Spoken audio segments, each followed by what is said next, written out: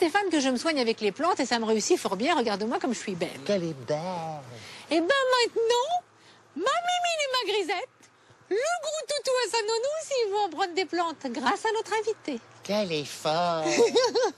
Ben oui, vois-tu, notre invitée est vétérinaire et en lisant les boîtes des médicaments qu'elle prescrivait aux animaux, elle s'est aperçue que l'essentiel était des plantes. Pourquoi ne pas revenir à l'essentiel, justement? Et donc, elle s'est employée à comprendre le rôle des plantes et la manière dont on pouvait les prescrire aux animaux. C'est intéressant.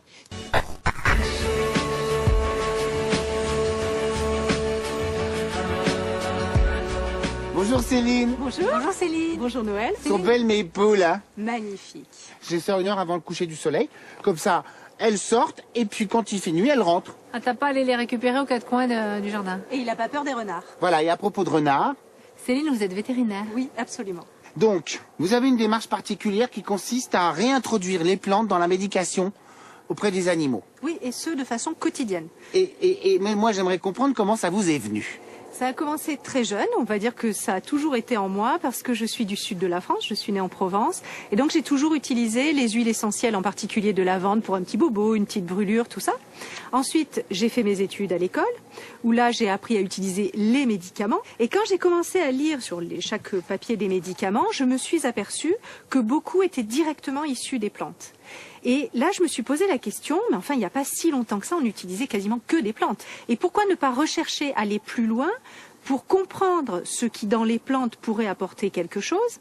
Et puis, avec ce renouveau, l'arrivée du désir de naturel à nouveau, j'ai cherché dans beaucoup de choses. J'ai cherché en particulier en faisant un diplôme de phytothérapie pour apprendre et pour comprendre.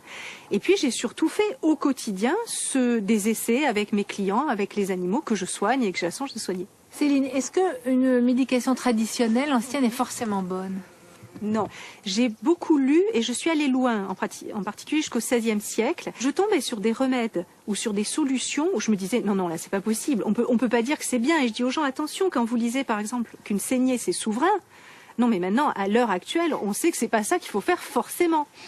Par contre, il y avait vraiment des solutions naturelles et ce qui m'intéressait moi, c'était de les montrer avec la science actuelle. Ben, la théorie des signatures, par exemple, où la pulmonaire soigne le poumon, on s'aperçoit qu'il y a du mucilage dans la pulmonaire qui effectivement est bonne pour les bronches. On est bien d'accord. Ou une plante, par exemple, comme l'aubépine, qui est utilisée depuis très longtemps pour tout ce qui est ce qu'on appelle l'érythmisme cardiaque, enfin pour calmer un petit peu le rythme cardiaque. On s'est aperçu en cherchant les molécules qui étaient à l'intérieur que ces molécules, oui, avaient un effet sur le cœur. Et puis il y avait toute une autre partie qui était attention. Il y a des choses qui sont vraiment toxiques. Et j'avais envie de le dire et peut-être de le crier très fort parce que pour moi, tout ce qui est naturel n'est pas sans danger. Et la ciguë ou la digitale, c'est du 100% naturel et c'est du 100% mortel. Céline, quand un animal prend de lui-même une plante, est-ce que c'est forcément bon? Par exemple, les chiens qui prennent du chien dent et ça les fait vomir, est-ce que, puisque l'animal il va tout seul, il a de l'instinct et c'est bien? Ou pas forcément? Oui et non. Véritablement, on pense beaucoup que l'animal, par exemple, se purge, entre guillemets, en absorbant des plantes. J'ai malheureusement beaucoup d'animaux qui font ça pas comme il faut. Ils en prennent trop, et j'ai en particulier des chiens qui se mettent à manger de l'herbe et qui vomissent du sang. Du coup, j'aurais tendance à dire qu'on a tout intérêt, nous, à un petit peu orienter ce qu'ils vont absorber. Concrètement, avec vos clients, comment ça se passe? Alors, de façon très pratique, j'utilise plutôt des produits qui sont stabilisés, qui ont été manufacturés avec des qualités pharmaceutiques, bien entendu. Mais cependant, j'ai beaucoup de mes clients qui sont des gens adorables et qui me laissent leur demander de faire des trucs incroyables, et en particulier des tisanes. Donc par exemple, j'ai sur des animaux qui ont un petit peu l'intestin fragile lorsqu'ils sont stressés. La mélisse a des effets très positifs.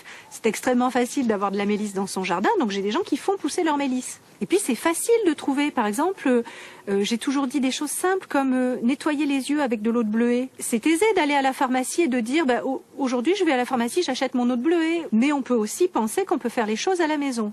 En revanche, là, il y a des précautions à prendre. Je vais vous donner un tout petit exemple.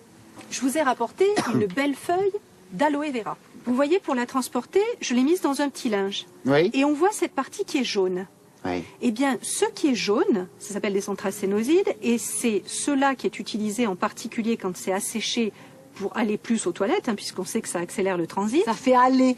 Mais c'est pas ça qu'on veut, par exemple, sur un petit bobo, sur une petite irritation, sur une petite inflammation. C'est calmer. Ce qu'on veut, c'est le gel qui est dedans.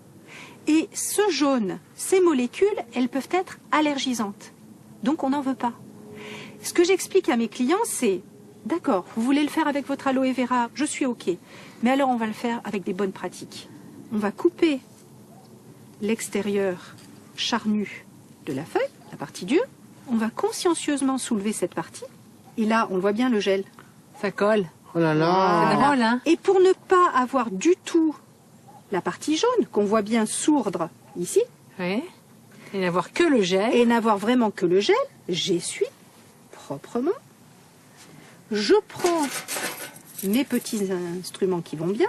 Je vais récupérer vraiment, alors là, pur et dur, le gel d'aloe vera, la pulpe, que je mets consciencieusement ici.